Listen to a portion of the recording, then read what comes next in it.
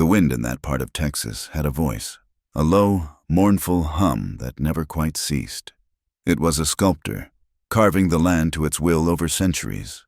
It peeled paint from the sides of barns, worried the loose shingles on rooftops, and carried the fine red dust into every corner of a person's life, into their food, their lungs, the very creases of their skin. The earth itself was a testament to hardship, cracked and parched into a mosaic of baked clay and sharp-edged gravel. In the long, brutal afternoons, the heat was a physical weight, pressing down from a sky so vast and bleached it seemed to swallow all color. The only sound was the incessant, electric buzz of cicadas, a frantic pulse against the profound silence. Then, as evening approached, the sun would surrender, bleeding a violent, beautiful crimson across the horizon, setting the sparse, skeletal mesquite trees ablaze in silhouette before plunging the world into a sudden, deep, and star-choked darkness. This was a land that gave nothing easily. It demanded sweat, blood, and a piece of your soul. And even then, it offered no guarantees. It was into such a sunset that Eli Kane rode, the day's dust caked on his face. The weariness of a 3-day buffalo hunt settled deep in his bones. The heavy Winchester rifle rested easy across his saddle horn, a familiar counterweight to the disquiet in his chest. He was a man made of the same tough, weathered material as the landscape, lean, sinewy, with eyes the color of a faded blue sky that had seen too much sun and too little joy. His movements were economical, his silence profound. As he crested the final rise that overlooked his ranch and the smaller, neighboring homestead, he pulled his horse to a halt. There, by the lone oak tree on the hill that served as the Kane family cemetery, was a figure, a woman in a simple calico dress, her shoulders slightly stooped. Even from this distance, he knew it was Sarah. She was sitting by a rough-hewn wooden cross that marked the grave of his older brother, Jacob, her husband. A familiar ache, dull and persistent as a poorly set bone, throbbed in Eli's chest. It was a wound that never healed, one that seeing her always tore open anew. He watched as the wind tugged at the loose strands of her dark hair, a stark contrast to the unforgiving land around her. For a moment, the hardened lines of his face softened, and he was no longer Eli Kane, the rancher, the hunter, the husband. He was just Eli, the boy who had loved Sarah Hale with a fierce, uncomplicated passion that felt like the only true thing in a world of dust and duty. They had grown up together, their families' lands bordering one another. Their love had been a thing of stolen moments in the shade of cottonwood trees, of shared whispers by the creek, of hands brushing together in the twilight, sending shivers through them that had nothing to do with the evening chill. They had planned a life, a simple one, built on the hard soil they both understood. But their plans were fragile things, easily broken by the rigid customs of family and inheritance. Eli was the second son. Jacob, the firstborn, was set to inherit the main Kane ranch. It was considered a better match, a more sensible union. For him to marry Sarah, it joined the two properties, secured the bloodline. It was a transaction of land and legacy. And the quiet, desperate pleas of two young hearts were simply not part of the arithmetic. Eli had watched, helpless and hollowed out, as the woman he loved married his own brother. He had stood as Jacob's best man, the smile on his face a brittle mask over a shattering soul. Then, 2 years into the marriage, tragedy struck. A flash storm, a spooked horse, a fall. Jacob was gone. Just like that. The land that had given them everything had taken him back without warning. And Sarah, at 23, was a widow. Whispers followed her like shadows. In a town where superstition was as common as drought, a young woman whose husband died so suddenly was viewed with suspicion. Bad luck, the women would murmur behind their hands at the general store. A dark cloud follows that one. The talk isolated her, branding her with a sorrow that was not entirely her own. She retreated into herself, running her small farm with a quiet, fierce determination that both impressed and unsettled her neighbors. She became the Widow Hale, a woman defined by her loss, living alone in the house that should have been filled with the laughter of children. Eli, bound by duty and a grief more complicated than anyone knew, kept his distance. To do otherwise would be to feed the very rumors that tormented her. He would help with a broken fence or a stray calf, always with a polite, formal reserve. The space between them charged with a decade of unspoken words. But the distance was a lie. Every Sunday evening, without fail, after the ranch had settled into the quiet of the night, Eli would retreat to the barn, by the flickering light of a single lantern, amidst the scent of hay, leather, and horseflesh. He would pull a small, dented tin box from its hiding place beneath a loose floorboard. Inside was a stack of paper, an inkwell, and a pen, and he would write to her. He wrote of the weather, of the new colt born that spring, of the way the sunlight hit the canyon in the early morning. He wrote of memories from their childhood, of the time they'd found the hawk's nest, of the taste of wild plums stolen from a neighbor's tree. He poured onto the pages everything he could not say to her face, his admiration for her strength, his sorrow for her loneliness, his unending, unyielding love. Each letter was a confession, a prayer, a desperate attempt to bridge the chasm that separated them. He would sign them simply E. Then he would fold the letter, place it with the others in the tin box, and slide it back into its dark, secret home. He never sent them. He couldn't. They were a testament to a love that was beautiful, forbidden, and impossibly real. And they were a betrayal. Because Eli Kane was no longer a free man. He was married. His wife's name was Clara. She was a different creature altogether, a product of the manicured lawns and polite society of Boston. Eli had met her on a trip east to sell cattle, a whirlwind courtship that seemed, at the time, like a practical solution to the gnawing emptiness in his life. She was gentle, educated, and saw in him the romantic ideal of the American cowboy. He saw in her a chance for a new beginning, a way to bury the past under the foundations of a proper family. They were married within 3 months, but the West was not a romantic ideal, and Clara was wilting under its harsh glare. Her hands, accustomed to holding books and porcelain teacups, were now raw and blistered from chores she'd never imagined. The subtle social codes of the East were useless here, replaced by a blunt pragmatism she couldn't grasp.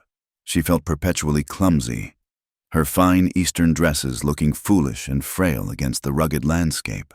The other women in the small community were polite but distant, their conversations revolving around livestock prices, canning, and childbirth, topics about which she knew nothing. They saw her as an outsider, a delicate doll who didn't belong, and their barely veiled condescension was a constant, stinging reminder of her otherness. More than the physical hardship or the social isolation, however, was the chasm between her and her husband. Eli was kind. In his way, he was a good provider, a protector, but he was emotionally absent, a fortress of quiet civility she could not breach. Their conversations were stilted, limited to the practicalities of the day.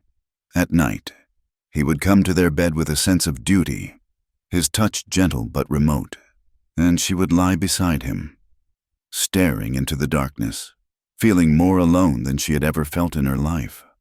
She had begun to notice things, a flicker of something in his eyes when they rode past the widow Hale's property, the way his jaw would tighten if someone mentioned her name in town, a profound sadness that would settle over him some evenings, a melancholy so deep it felt like a physical presence in the room. Clara was not a fool. She knew his heart was a locked room, and she was beginning to suspect that another woman held the key. She hadn't spoken of it, terrified of what the answer might be, but the suspicion was a seed of bitterness taking root in the lonely soil of her heart, growing with each silent dinner, each distant touch, each long, lonely night under the vast, indifferent Texas sky. It began with the flowers. Every Tuesday morning, placed on the worn wooden step of her porch, was a small, unassuming clutch of wildflowers, Indian paintbrushes, their tips a fiery red, or the deep, soulful blue of bluebonnets, sometimes the cheerful yellow of prairie buttercups. They were never arranged, just gathered, as if by a man's hand on his way home. There was no note, no sign of who left them, but Sarah knew. She would pick them up, her fingers tracing the delicate petals, and a quiet, bittersweet ache would settle in her heart. It was Eli's way. He had done the same when they were barely 16, leaving flowers on the fence post nearest her family's home. It was a silent conversation, a language only they understood. She never mentioned it, not to him on the rare occasions they spoke in town, and not to anyone else. To acknowledge the gift would be to acknowledge the sentiment behind it, and that was a door she was determined to keep closed, so she would simply take the flowers inside, place them in a jar of water on her windowsill, and let their fleeting beauty be a secret reminder of a love that had become as wild and untamable as the plants themselves. Clara, meanwhile, was withering. The feeling of being an outsider had crystallized into a certainty. She was a ghost in her own home, a spectator in her own marriage. The evidence was in the small, unguarded moments that cut her more deeply than any overt cruelty ever could. One afternoon, while loading supplies into their wagon outside the mercantile, Sarah Hale had emerged, nodding a polite, somber greeting. Clara watched her husband. Eli didn't smile or offer a grand gesture, but his entire being shifted. The hard lines of his posture softened, the ever-present tension in his shoulders eased, and, for a fleeting second, the look in his eyes as they met Sarah's was one of profound, sorrowful recognition. It was a look of shared history, of a silent understanding that left Clara standing on the outside, invisible. In that moment, she was not his wife. She was merely a woman standing next to him. The world they inhabited together, he and Sarah, was a country to which she would never have a passport. The knowledge was a cold stone in her stomach. The breaking point came on a Tuesday evening in late summer. The sky, which had been a placid blue all day, turned a bruised purple with terrifying speed. The wind picked up its mournful howl, and the heavens opened. Rain came down not in drops, but in solid, driving sheets that turned the dusty yard into a roiling sea of red mud.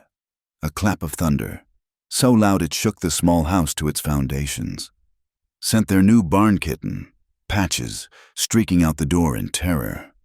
"I have to find him," Clara cried over the roar of the storm, pulling a heavy shawl over her head. Eli was out checking the fences on the far side of the property. Not yet home. She was alone, fighting the wind and the blinding rain. She made her way to the barn. The air inside was thick with the familiar scents of hay and animals, now mingled with the fresh, clean smell of the downpour. "Patches?" she called, her voice trembling. The kitten was nowhere in sight. Worried he might have crawled into a dangerous corner, she lit a lantern, its golden glow pushing back the oppressive shadows. She searched the stalls, behind barrels, up in the hayloft, her calls growing more frantic. As she checked a dark corner near the back wall, her foot slipped on the damp floor. She reached out to steady herself, her hand landing flat on the floorboards. One of them shifted slightly under her weight. Curiosity, a strange and sudden impulse, cut through her panic. She knelt, her dress soaking up the dampness from the floor. She worked her fingers into the crack and lifted. The board came up with a soft groan. Beneath it, nestled in the dark, cool earth, was a small, tin box, the kind used for holding tobacco or fishing tackle. It was old, its surface dented and faintly rusted at the seams. Her heart began to pound, a frantic drum against the rhythm of the rain. She didn't know why, but she knew, with a chilling certainty, that this was a secret. This was a part of the fortress she could not breach. With trembling hands, she lifted the box. It had a surprising weight to it. She carried it to the lantern, the rain drumming a deafening tattoo on the tin roof above. She fumbled with the clasp, her fingers slick and clumsy. It sprang open. Inside, packed tightly together, were letters, dozens of them, folded squares of paper, tied in small bundles with twine, yellowed and softened by time. She picked up the one on top. The handwriting was unmistakably Eli's, strong, masculine, yet surprisingly neat, and the name, written with a tenderness that stole the air from her lungs, was not hers. "Sarah?" The world tilted. The roar of the storm outside faded to a distant hum. There was only the name, and the impossible reality of the box in her hands. She sank back on her heels. The letters clutched to her chest. A silent, guttural sob caught in her throat. She felt no anger, not yet, only a vast, hollowing shock. A cold wave of understanding that extinguished every last ember of hope she had unknowingly nurtured. This was the key. This was the locked room. And it was filled, wall to wall, with love for another woman. She sat there for what felt like an eternity, the storm raging outside and a more violent one raging within. When she finally stumbled back to the house, the kitten forgotten. She moved like a sleepwalker. She hid the box in her sewing basket, beneath scraps of fabric and spools of thread. Eli returned late, soaked to the bone and weary, and he noticed nothing of his wife's shattered composure in the dim lamplight. She served him dinner, her hands moving with a mechanical precision that belied the chaos in her mind. That night, she did not sleep. After Eli's breathing had deepened into the steady rhythm of exhaustion, she slipped out of bed. By the low light of a single candle, she took out the tin box, one by one. She untied the bundles and began to read. The letters were a chronicle of a heart she had never known. They were filled with a raw, unguarded intimacy he had never offered her. He wrote of the loneliness of the prairie, a sentiment he'd always stoically denied. He wrote of his frustration with a stubborn bull, his quiet pride in a good harvest, his fear during a drought. He described the way the light caught her hair when he saw her in town, the memory of her laughter from their youth, his unending sorrow for the life they had lost. It was a life's worth of confessions, of observations, of love. This was not the betrayal of a lustful man seeking a sordid affair. This was something deeper, purer, and infinitely more painful. This was the unwavering devotion of a man's soul. He had given Clara his name, his home, his body, but he had given Sarah his truth. As the first pale, gray light of dawn crept through the window, she read the last letter, dated only a few days prior. A profound, soul-crushing realization settled upon her. He had never sent them, not a single one. This ritual was not about communicating with Sarah. It was about keeping her alive inside of him. He was living a divided life, honoring his vows to Clara in the physical world while tending to this secret, sacred shrine in his heart. The knowledge that he had been so disciplined, so loyal in his actions while his heart was so utterly captive, was the cruelest cut of all. It meant this wasn't a choice he was struggling with. It was a fact he had accepted. She was the wife, but Sarah was the life he would have lived. A strange, cold clarity washed over her. The grief was so immense it transformed into something else, something sharp and volatile. She could not compete with this. She could not fight a ghost, but she could destroy the proof of her own defeat. Moving with a feverish, desperate energy, she gathered the letters, stuffing them back into the tin box. She pulled her shawl around her shoulders and slipped out the back door into the damp, post-storm air. The world was washed clean, the sky a tender, bruised pink. She walked past the barn, past the woodpile, to a barren patch of ground behind the smokehouse. Her hands shook as she knelt and emptied the contents of the box onto the damp earth. The letters, hundreds of pages representing years of her husband's secret heart, lay in a vulnerable white pile. She went back to the house, retrieved the can of kerosene for the lamps, and returned. She doused the pile, the sharp, chemical smell an assault on the clean morning air. Then, she struck a match. The flame caught with a greedy whoosh. For a moment, the ink on the top pages flared, the words of love turning to fire. The pages curled, blackened, and lifted on the heat. dancing like dark, tormented spirits in the dawn air before dissolving into nothing. She watched, her face a mask of stone, as 3 years of her husband's soul, his memories, his unwavering love for Sarah Hale, turned to ash. There was no victory in the act, no satisfaction, only the cold, terrifying certainty that what she had just burned was not the end of something, but the beginning.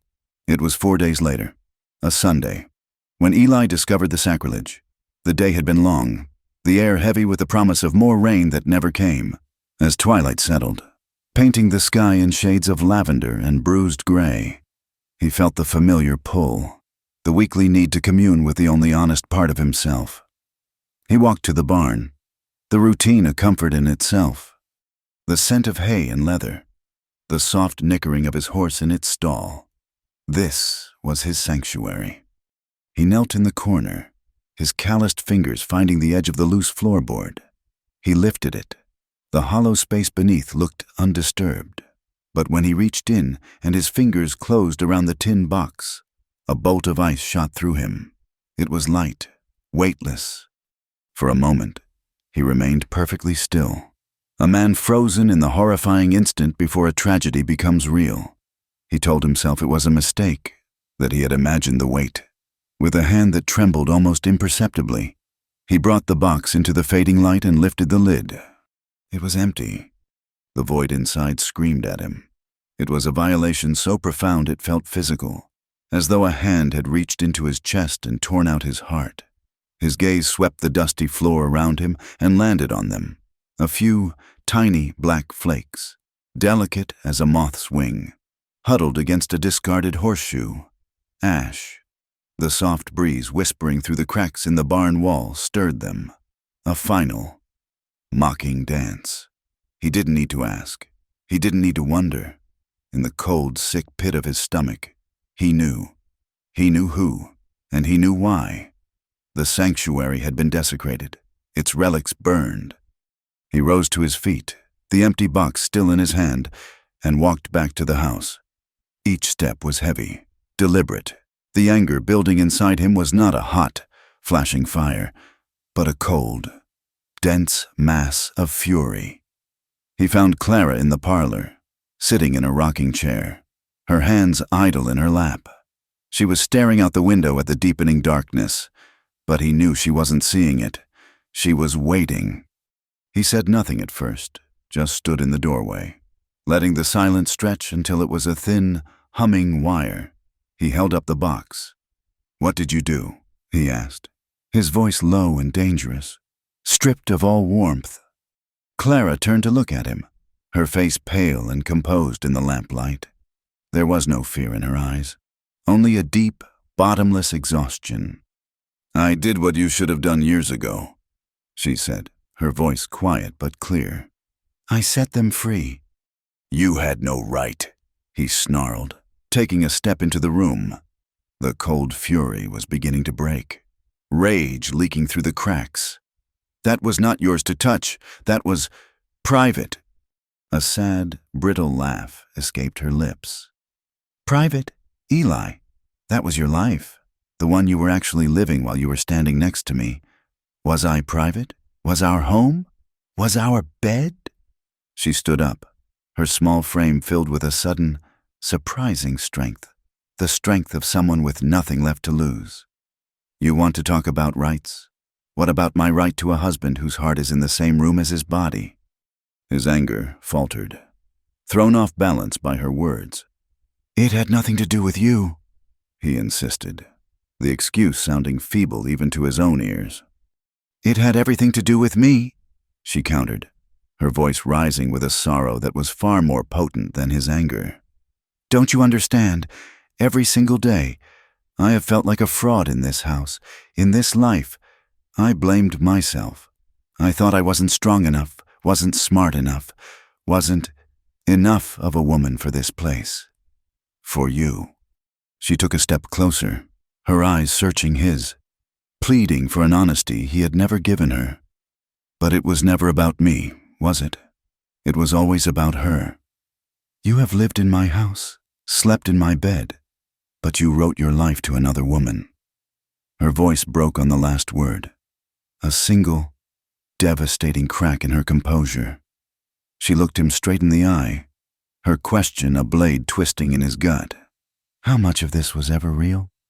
The question hung in the air, echoing in the profound silence of the room. It struck him with the force of a physical blow, shattering his rage and leaving only a gaping void of shame. He had no answer, because the truth, that none of it was as real as the words on those burned pages, was too cruel to speak, and a lie was no longer possible. His silence was her answer. He saw the last flicker of hope die in her eyes. "I see," she whispered. She turned away from him and picked up a small traveling bag from beside the door, one he hadn't noticed before. "My mother is expecting me." It was not a threat or a plea. It was a statement of fact. The illusion was gone, and there was nothing left to stay for. He watched, paralyzed by a shame so profound it felt like a sickness. As she walked out the door, out of his house, without a backward glance, the sound of the door clicking shut was the quietest, most violent sound he had ever heard. The next day, a grim, hollow feeling propelled him onto his horse and down the dusty road to Sarah's farm. He didn't know what he was going to say, only that he had to see her. Had to, what? Apologize, explain? He didn't know. But as he rode into town, he felt the change. Eyes followed him.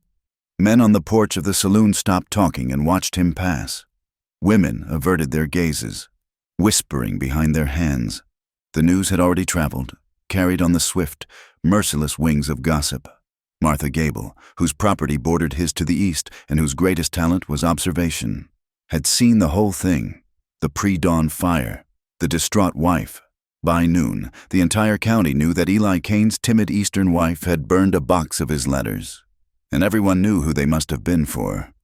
When he arrived at Sarah's, she was standing on her porch, as if she'd been waiting. He saw in her face the same thing he'd seen in Clara's, the quiet devastation of a truth revealed. "They're talking," he said, his voice hoarse as he dismounted. "They are," she confirmed, her arms wrapped around her waist as if holding herself together. She didn't invite him in. He stood before her, the dust of the road on his boots, the shame of his life on his shoulders. "Sarah, She found them." Sarah interrupted, her voice flat. It wasn't a question. "She found the letters." He could only nod, the shame burning in his throat. Sarah looked away, her gaze fixed on the unforgiving horizon. She was not angry. The look on her face was one of deep, wrenching pain.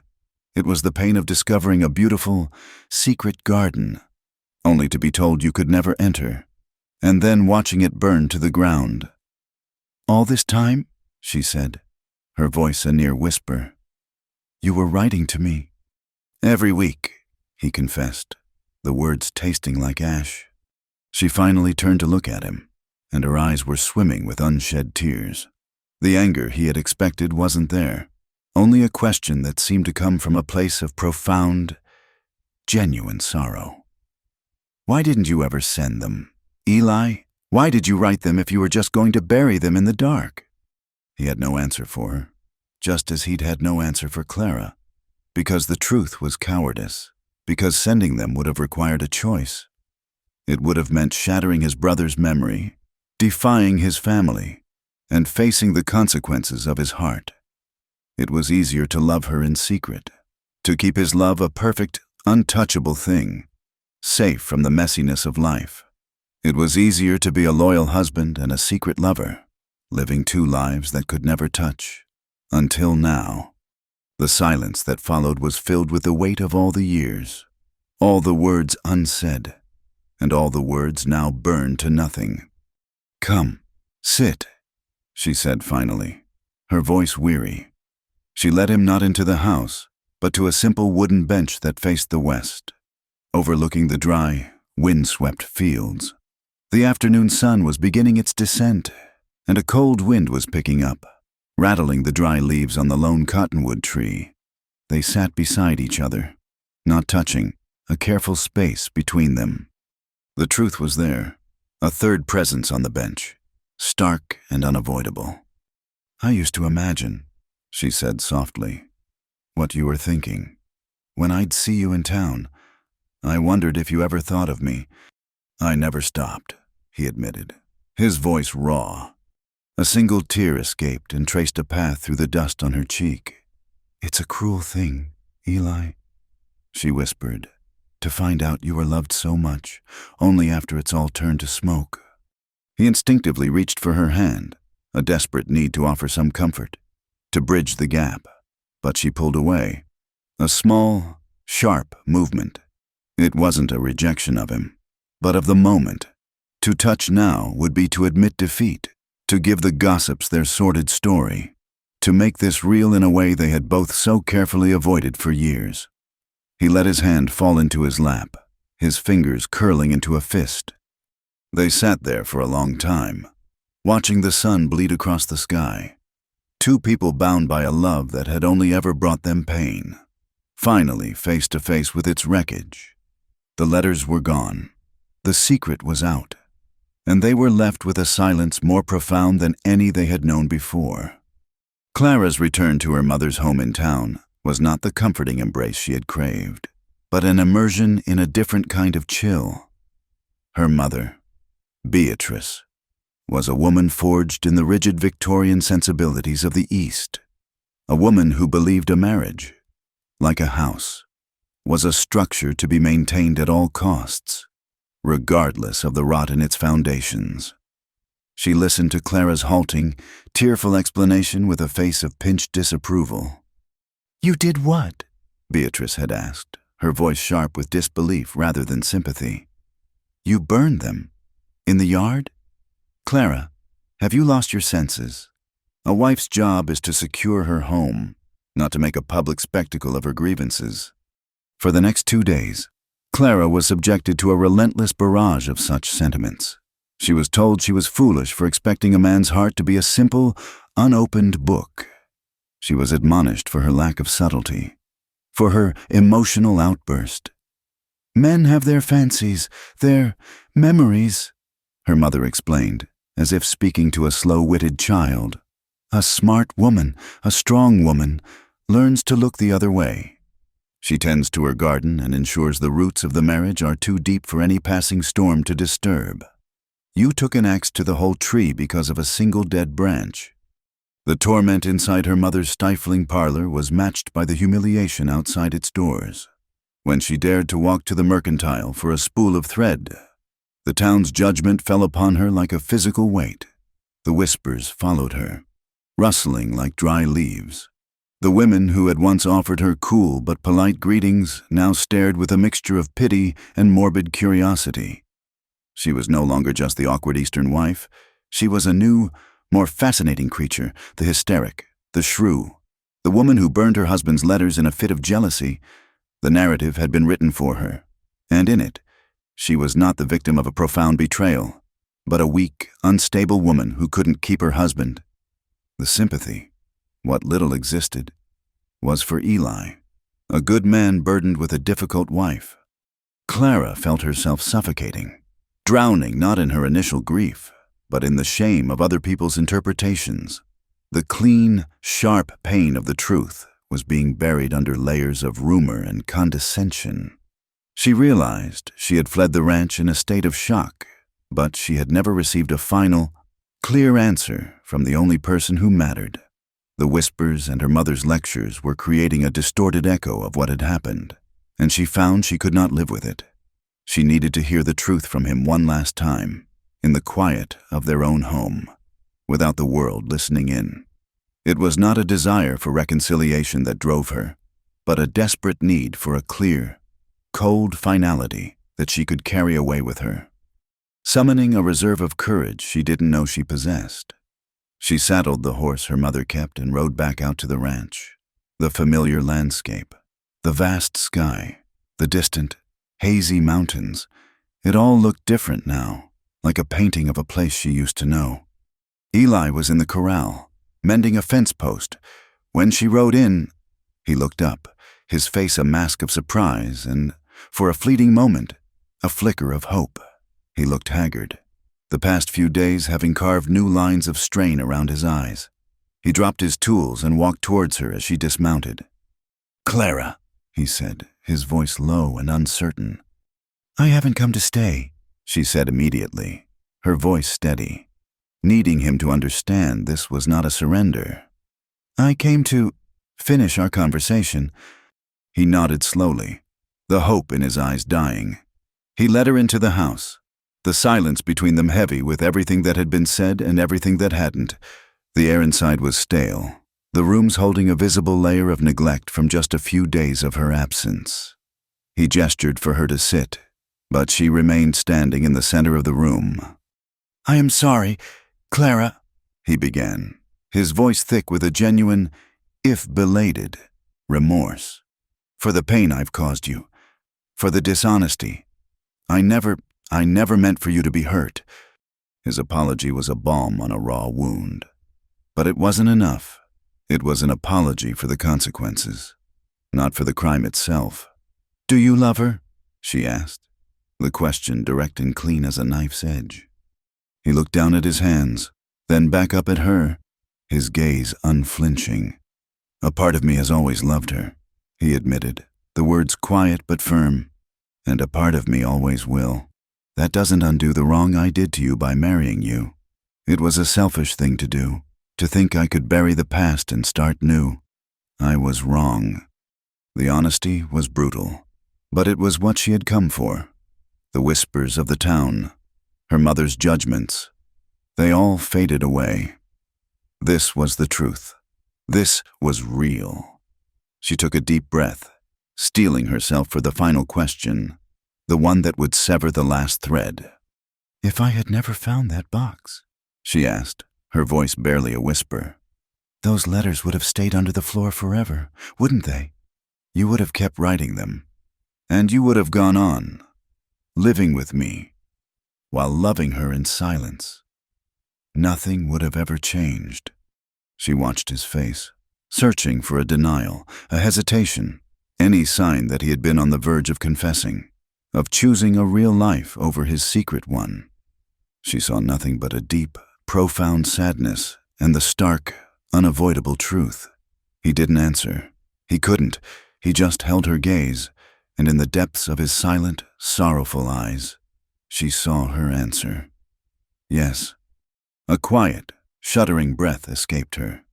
It was the breath of a body releasing a burden it had carried for too long. "Thank you," she said softly. The words were not ironic. She was genuinely grateful for this final, terrible clarity.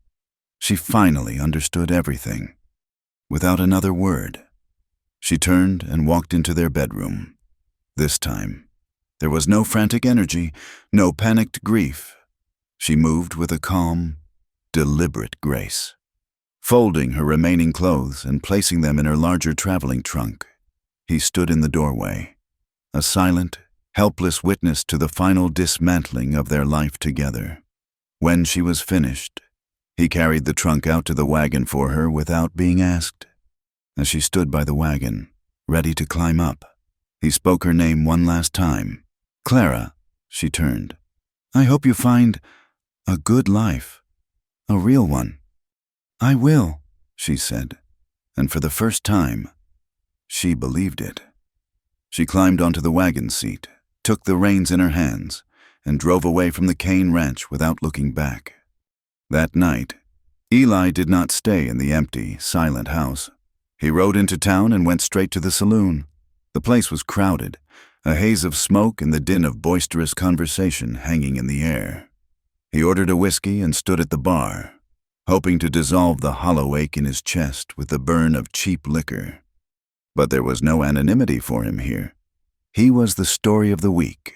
The taunts began as murmurs. Sly jokes passed between men over their cards. Eli ignored them, his jaw tight as he stared into his glass. But the alcohol only emboldened the other patrons.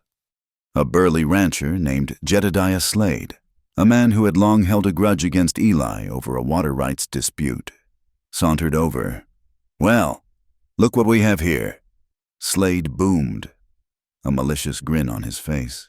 "If it ain't the poet, Heard you got away with words. Cain, writing sonnets to the widow every week, are you? The room quieted, all eyes turning to watch. Eli's hand tightened around his glass.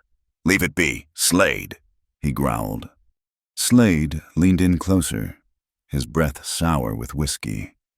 "Is it true your little lady from the East has more fire in her than you do?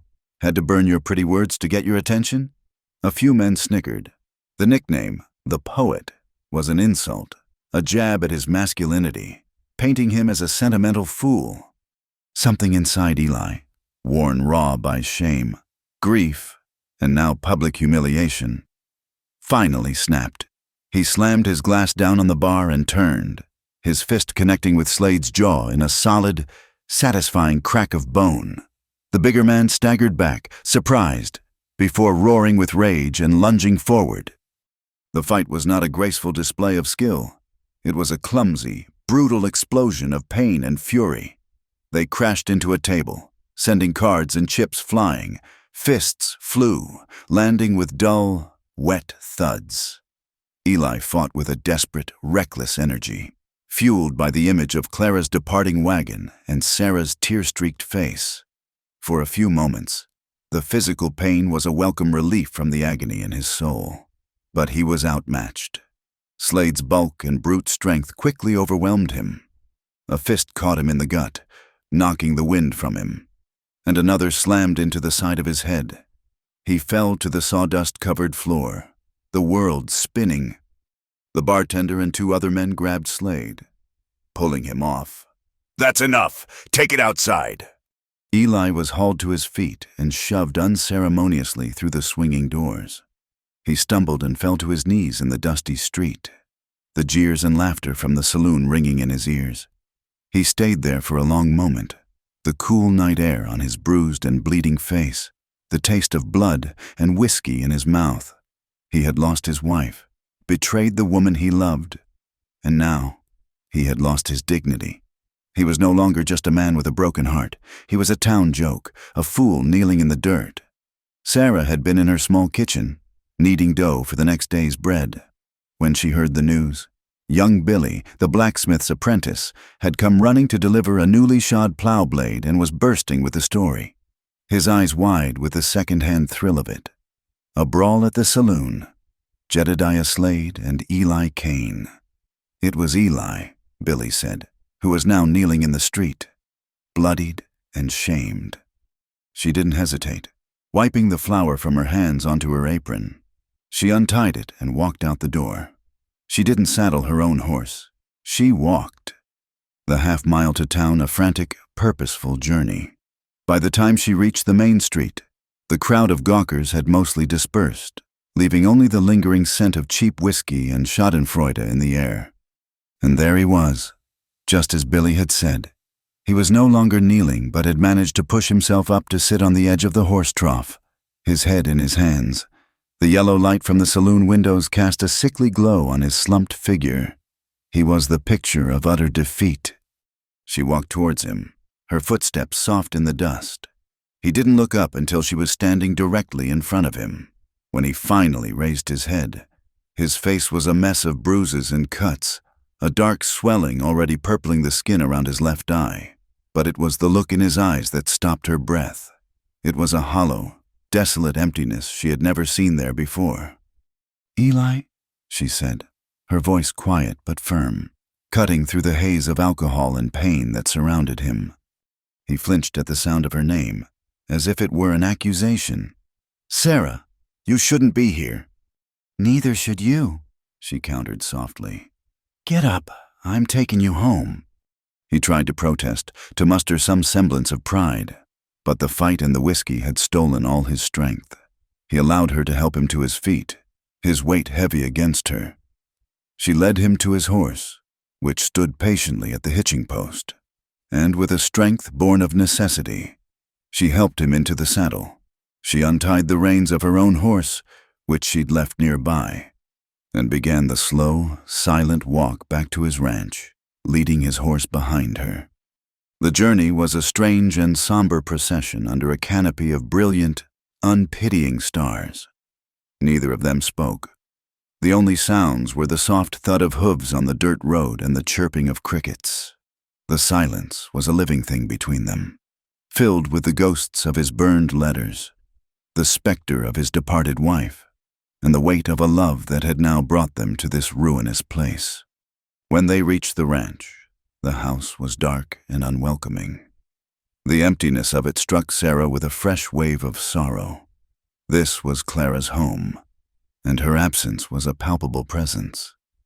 Sarah helped Eli dismount, his body stiff and sore, and led him inside.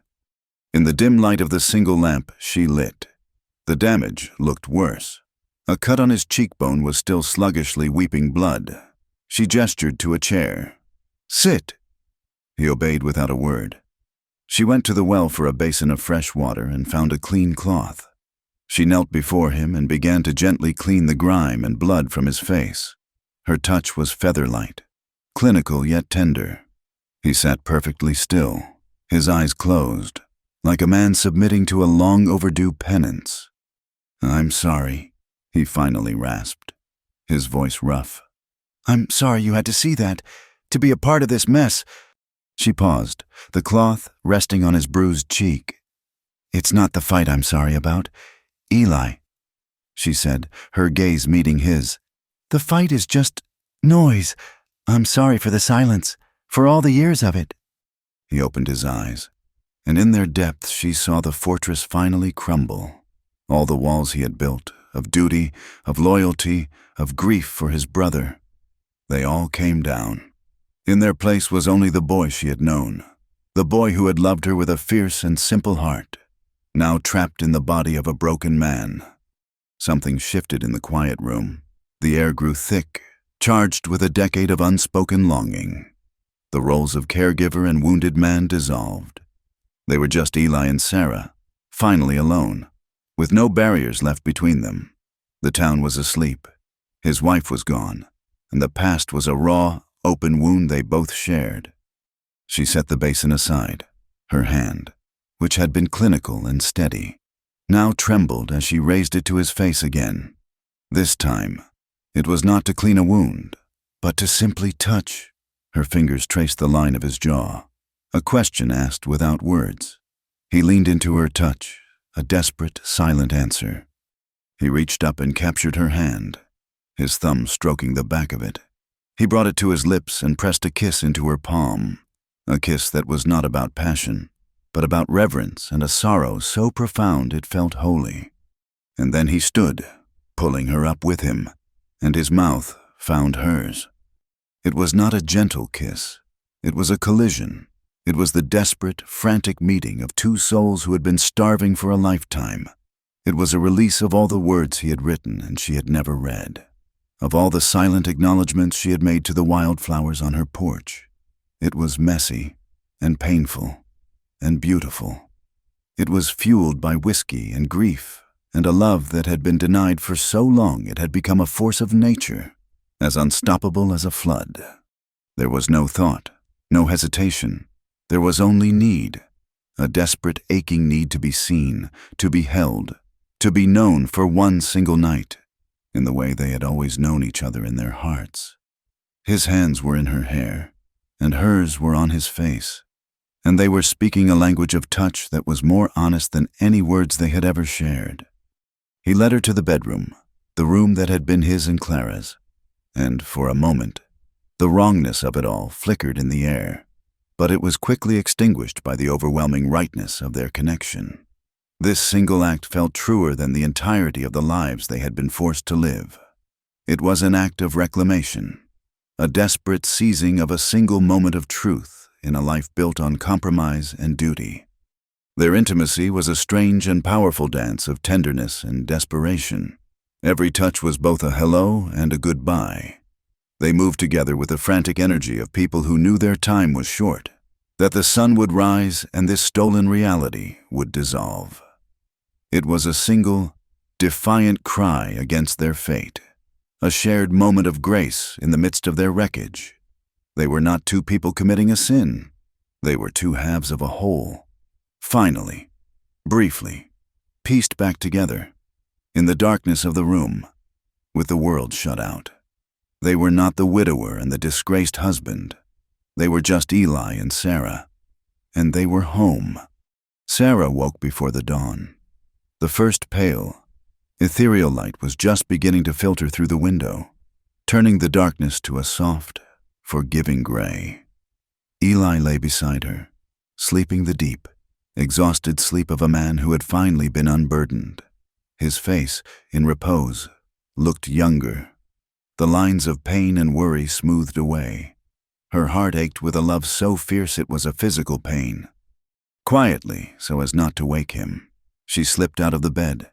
She dressed in the half-light, her movements swift and silent. She knew, with a certainty that was as clear and cold as the morning air, that she could not be here when he woke. Last night was a moment out of time, a beautiful, painful dream. To stay would be to try and force that dream into the harsh light of day, where it would wither and die, cheapened by explanations and consequences. She found a small piece of paper on the kitchen table and a pencil nub. Her hand was steady as she wrote.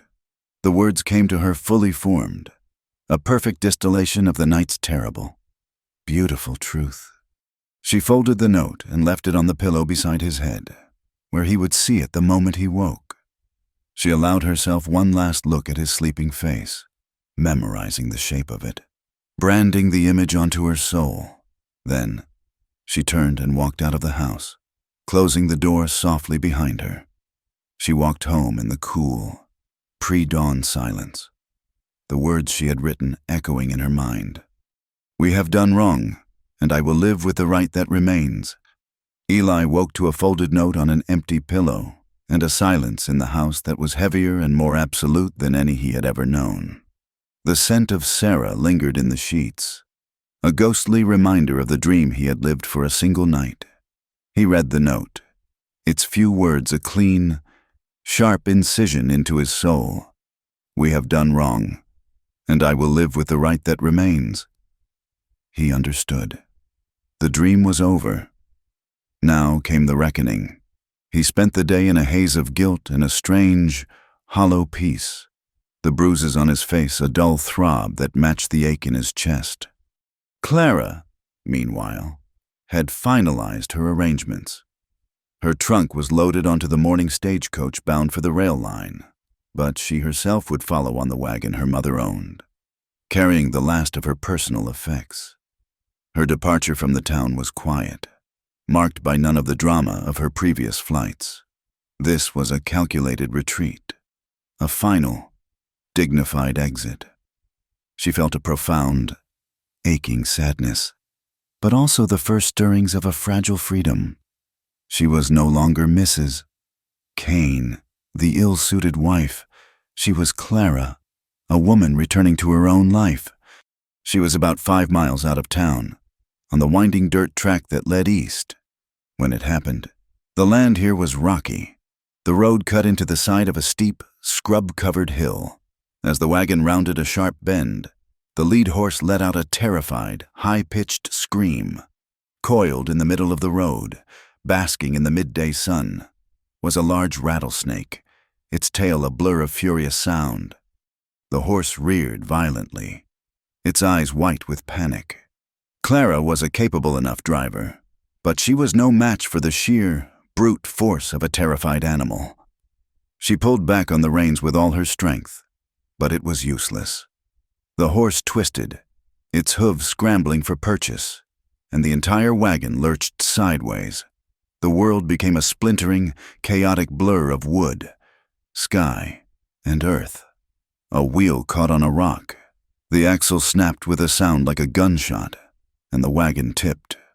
Clara was thrown clear, her last conscious sensation a brief, sharp impact against the rocky ground before darkness swallowed her whole. The news came to Eli via a circuit rider who had stumbled upon the wreck an hour later. The man galloped into Eli's yard, his horse lathered in sweat. "It's your wife, Mr. Kane," he shouted. "Wagon's overturned on the east road. She's at the bottom of the ravine." A cold, electric shock jolted Eli out of his stupor. He didn't ask questions. He didn't think about Sarah, or the letters, or the fight. A primal, protective instinct took over. He saddled his fastest horse with a speed born of pure adrenaline and rode like a man possessed, the wind whipping at his face, his only thought a prayer that was not a word but a desperate, driving urgency. He found the scene just as the rider had described. The wagon was a broken wreck. Its contents, dresses, books, a small painted box of sewing materials, scattered down the hillside like the sad remnants of a life interrupted. Down below, in a tangle of thorny mesquite, lay Clara. He scrambled down the treacherous slope, his heart pounding in his throat. She was unconscious, a nasty gash on her forehead, her face pale as milk. He gently checked her limbs, his rough hands surprisingly deft, breathing a sigh of relief when he found no obvious breaks. She was alive. That was all that mattered. He gathered her into his arms. She felt as light and fragile as a bird, and began the arduous climb back up to the road. He carried her home, back to the house she had so definitively left. He laid her in the bed they had shared, the same bed he had shared with Sarah just the night before. The irony was a bitter, metallic taste in his mouth. He sent the rider to fetch the doctor from town, though he knew it would be hours before he arrived. Until then, it was just him. He tended to her with a quiet, focused intensity. He cleaned the gash on her forehead and bandaged it carefully. He washed the dust and blood from her face with a cool cloth. He sat in the chair by the bedside, watching the slow, shallow rise and fall of her chest, and waited. The silence of the house pressed in on him. As the afternoon light softened and streamed through the window, it illuminated the sleeping face of his wife, and as he sat there, a helpless vigilante against his own sins, the quiet room in Texas faded away, and he found himself transported to another room, a world away. He was in a bookstore in Boston. He remembered the smell of old paper, of ink and leather and beeswax polish. He, a man of dust and open skies, had felt clumsy and oversized in that hushed, scholarly space. And then he had seen her. She was standing by a window, a book in her hands, the afternoon light catching the gold in her brown hair. She had looked up, and her eyes were not just beautiful, they were bright, lit from within by a keen intelligence and an open curiosity. She had approached him, her smile genuine and unafraid. She'd asked him about Texas, about his life, her questions sharp and insightful. He, a man of few words, had found himself talking, describing the vastness of the plains, the brutality and beauty of his home. And she had listened, not with polite detachment, but with a rapt fascination. "So you're a real cowboy," she had said at last, a soft, amused laugh in her voice. The way she'd said it held no mockery, only a kind of wonder. In that moment, he hadn't felt like a second son or his brother's shadow or a man haunted by a lost love. He had felt seen. He had felt like the hero of a story she wanted to read. He remembered the hope that had bloomed in his chest then. A clean, bright, and simple hope that this woman, with her gentle manners and brilliant mind, could be a new chapter, a way to finally close the book on the past. A groan from the bed shattered the memory. Pulling him violently back to the present, he blinked, the dusty Texas room reasserting itself. The contrast was a physical blow. The bright, hopeful woman from the bookstore was gone, replaced by this pale, wounded figure in the bed. He had taken her light and dragged it into his darkness, and this was the result. Clara's eyelids fluttered open. She stared at the ceiling for a moment, her brow furrowed in confusion. Then her eyes found him, sitting in the chair. There was no surprise in her gaze, only a weary recognition. "Eli," she whispered, her voice weak and raspy. "I'm here," he said softly. "You had an accident. The doctor is on his way." She seemed to process this slowly. She was quiet for a long time, her gaze distant. He thought perhaps she was drifting back to sleep, but then her eyes focused on his again, and they were perfectly, terribly clear. She knew where she was. She knew where he had been.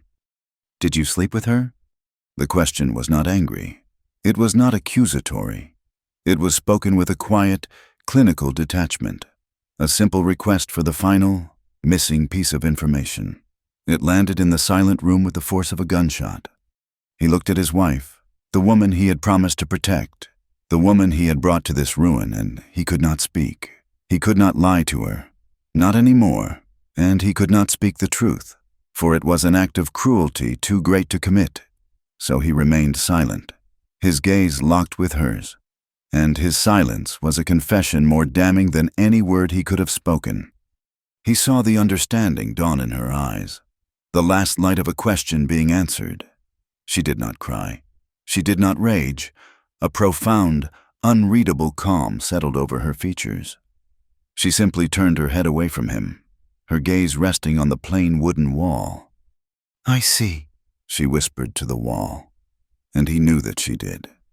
A wave of shame so powerful it was nauseating washed over him. He finally found his voice, though it was rough and broken. "Clara," he said, "when you're well, I won't ask you to stay. I won't hold you to any of this." He was releasing her. It was the only decent thing left for him to do. He stood up and walked to the window, looking out at the harsh, unforgiving land that had shaped and broken them all. "But I will take responsibility for what I've done," he said, his voice low and heavy with the weight of it all. "For all of it. For the hurt I caused you, and even for the hurt I've caused the one I can't have." He was finally admitting it, the full, catastrophic scope of his failure. He had not only destroyed his marriage, he had desecrated the memory of his one true love, pulling her name and her honor into the mud with his own. He was a man who had ruined everything he had ever touched. The doctor came and went, confirming Clara had a concussion and a few cracked ribs, but would, with time, recover.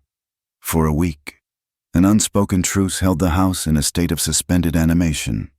Eli slept in the barn, a self-imposed exile, while Sarah, hearing of the accident, came during the days to help.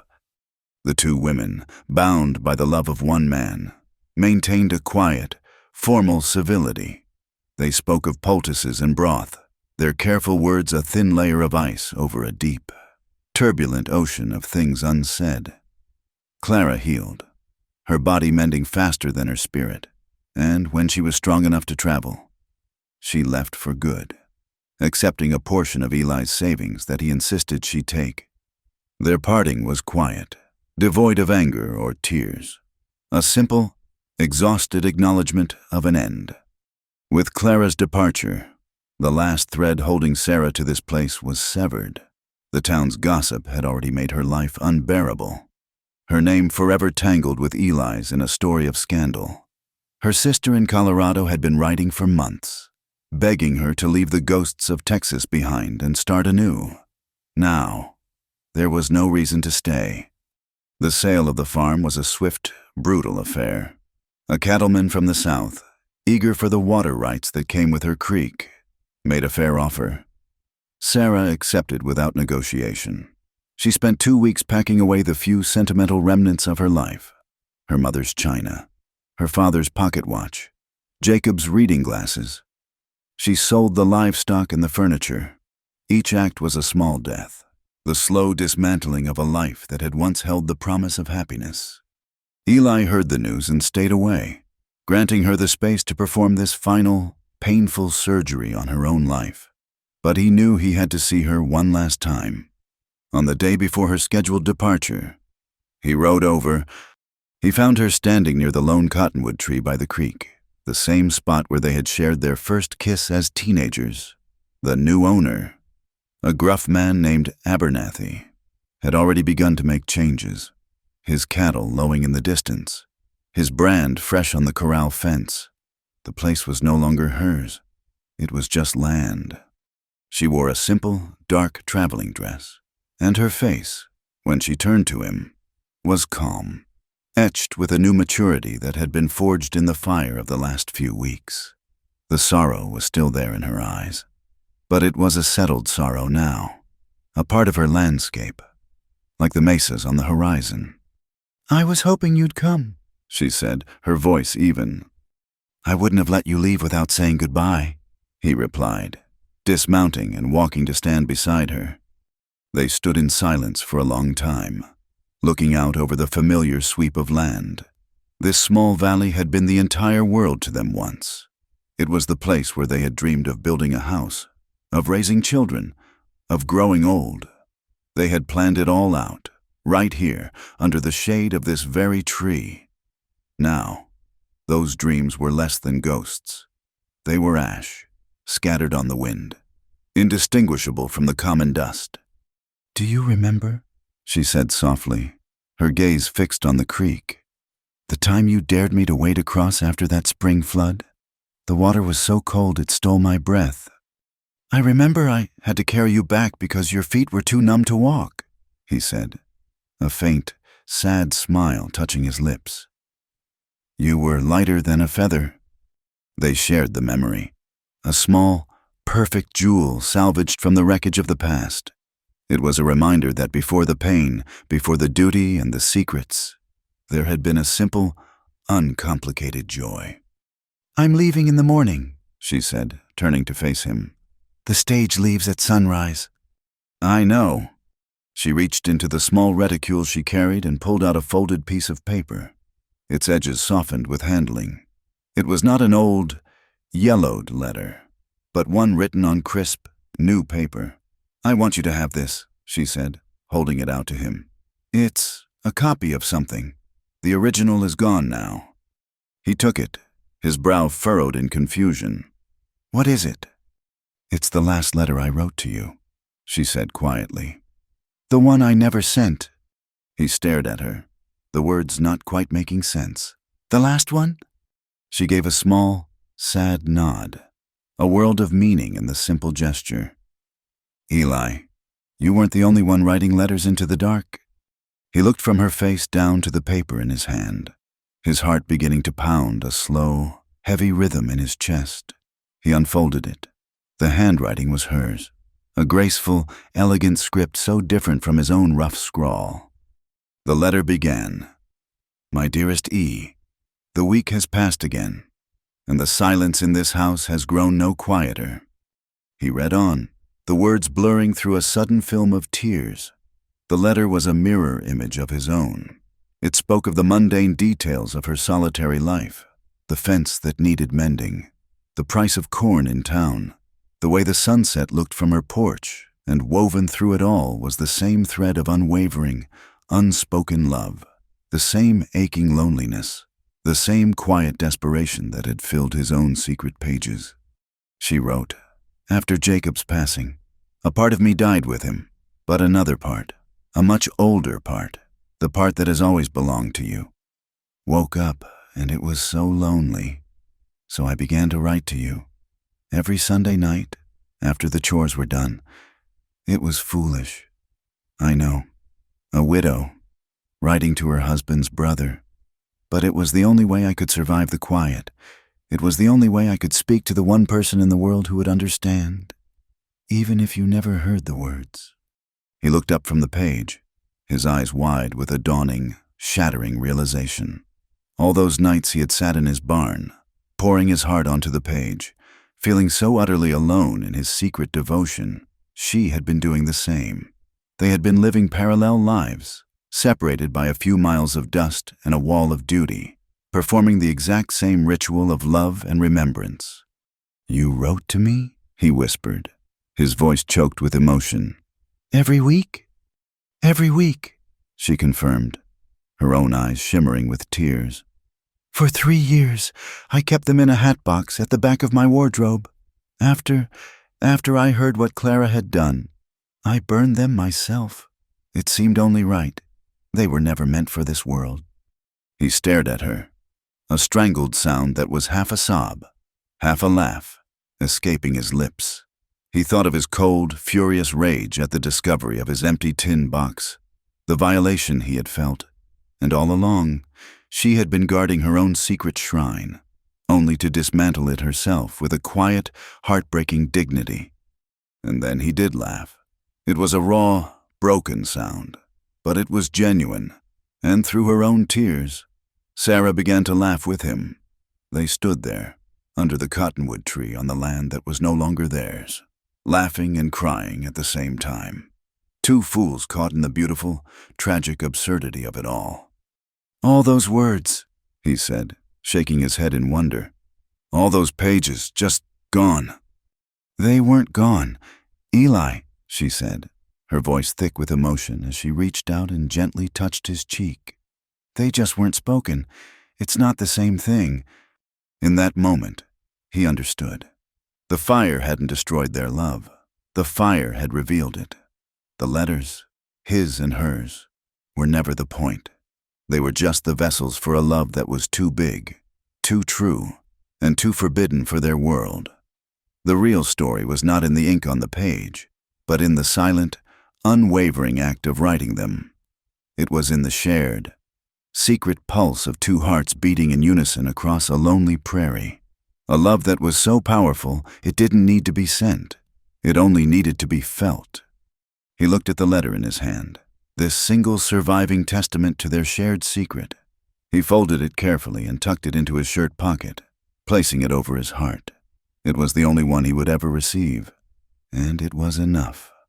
The sun was low in the sky, casting long shadows across the valley. It was time. "You'll be happy in Colorado," he said. It wasn't a question, but a blessing. "I'll be somewhere new," she corrected gently. "That will have to be enough for now." There were no more words to say. He reached for her, and she stepped into his embrace.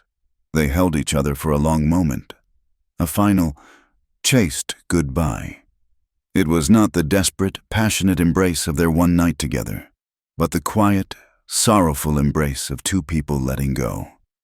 He could feel the steady beat of her heart against his chest, a rhythm he knew he would remember for the rest of his life. He released her, stepped back, and tipped his hat. "Goodbye, Sarah." "Goodbye, Eli," she whispered. He turned, mounted his horse, and rode away without looking back. The single letter, a warm, precious weight against his skin. A year is a long time on the prairie. It is long enough for the seasons to scour the land, for the memory of a harsh winter to be baked away by a brutal summer, for the grasses to grow over a fresh grave, for Eli Kane. The year that followed Sarah's departure was a quiet eternity. The ranch, once a place of silent tension, settled into a deeper, more profound quietude. It was the silence of solitude, not of secrets. Clara did not return. A letter arrived from Boston 6 months after she'd left, forwarded by her mother. It was brief and polite, written in her neat, controlled hand. She had found a position as a librarian. She wished him well. There was no anger in the words, no lingering bitterness, only the clean, final sound of a door closing.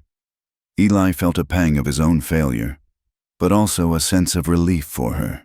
She had found her way back to her own world, a world of books and quiet order, and he was glad of it. He lived alone, his days falling into a rhythm dictated by the sun and the needs of his cattle. He grew quieter, the lines on his face deepening, but the haunted look in his eyes began to recede, replaced by a settled melancholy, a permanent part of his own landscape. The townspeople, their appetite for the scandal long since sated, eventually left him be. He was no longer the poet or the fool. He was just Eli Kane again, a man who kept to himself. He still wrote. The habit, ingrained over years of secret devotion, was too deep to break. But the letters were different now. He kept a new ledger, a thick, leather-bound book he'd bought at the mercantile. He no longer hid his writing. It was a part of his evening routine, as natural as cleaning his rifle or mending a bridle. He wrote to the people who populated his memory. He wrote to Clara, long, rambling letters filled with the apologies he'd never been able to voice, telling her of the beauty in the bookstore and the hope he had once felt, a hope he had squandered. He knew she would never read them, but the act of writing was its own form of penance. He wrote to Jacob, confessing the love for Sarah he had hidden for a lifetime, asking his brother's ghost for a forgiveness he knew he might never receive. And he wrote to Sarah, not letters of longing, but letters of memory. He wrote of their shared childhood, of the hawk's nest and the stolen plums. He recounted the story of her final letter, the impossible, beautiful tragedy of their parallel secrets. He told her about his days, about the ranch, about the silence. He wrote as if speaking to a distant, cherished friend, sealing the love they'd had in the safe amber of the past. It was an act of remembrance, not of desire. He was a man tending to the graves of his own heart. It was during the following spring, when the earth was soft from the melt and the air smelled of new life, that he decided to repair the back wall of the barn. A winter storm had loosened some of the boards, and a persistent draft was getting in. He was prying off a section of warped, rotting planking near the floor when his crowbar hit something soft, not dirt, but a wadded bundle of something tucked deep into the wall's insulation of old rags and dried mud. Curiosity piqued. He reached into the dark crevice. His fingers closed around what felt like paper, brittle with age and neglect. He pulled it out into the light. It was a single letter, folded into a tight square, covered in dust and cobwebs. It was so fragile he was afraid it would disintegrate in his hands. It must have fallen from a hiding place years ago, slipping through a crack in the interior wall to become lost in the bones of the barn itself. His heart gave a familiar, painful lurch. He recognized the elegant, faded script instantly. It was Sarah's. He carried it outside, his hands trembling, and sat on a nearby log, turning the fragile artifact over and over. This was not the neat, deliberate copy she had given him. This was an original, lost to time. He carefully unfolded it, the paper crackling in protest. The date at the top was from the first summer after Jacob had died. This was one of her first. The words were different from the letter he carried in his pocket. They were not about loneliness or the daily chores of a widow. They were about a dream. "My dearest E," it began. "I had the most peculiar dream of you last night. It felt more real than my waking hours. We were not at the ranch, nor in town. We were in that small, hidden valley past the twin mesas, the one where the bluebonnets grow so thick in the spring you can't see the ground. You know the one. We used to call it our secret kingdom when we were children. In my dream, the wildflowers were blooming all around us, a whole sea of blue and red and yellow, and we were getting married. There was no preacher, no congregation of judging eyes. The sun was the only witness, and the wind that whispered through the valley was our benediction. You were wearing your everyday work clothes, and I was in my plainest calico dress. You took my hand, and you didn't say any fancy words. You just looked at me, and in your eyes, I saw the home I have been searching for my whole life. You placed a ring made of a braided blade of grass on my finger, and you said, 'Here, in this place, we are true.'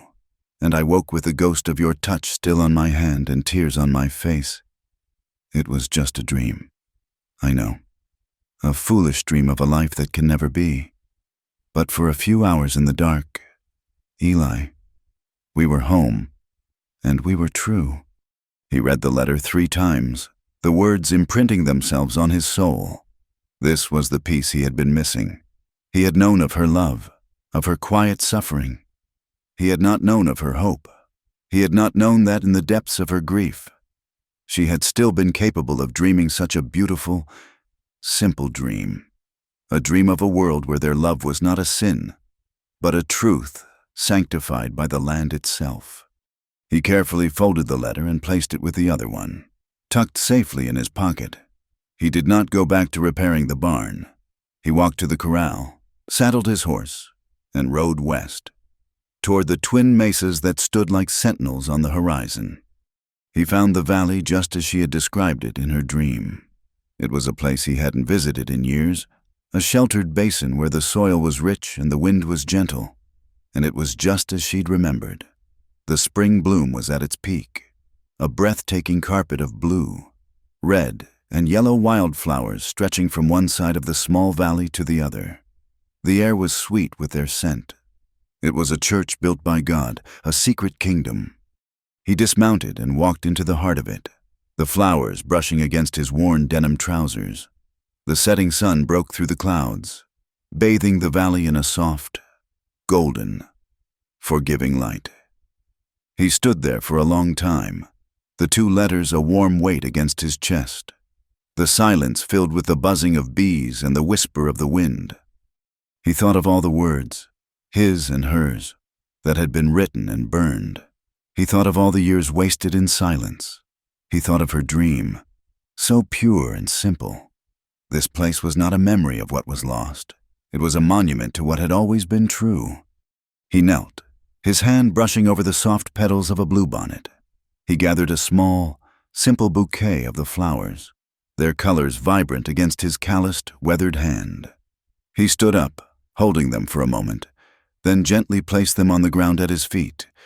It was not a gesture of mourning, but an offering, an acknowledgement, an answer, sent across time and distance, to a dream she'd had a lifetime ago. He looked out across the valley, at the endless sky above, and he whispered to the wind, his voice a low, rough murmur, carrying the weight of his entire life. "If there's a next life, Sarah," he said, "don't send letters. Just come straight to me." Thank you for listening to our story. We'd love to know where you're tuning in from, so drop a comment below and let's connect. Please consider subscribing to Wild West Campfire and share your thoughts on Eli and Sarah's journey.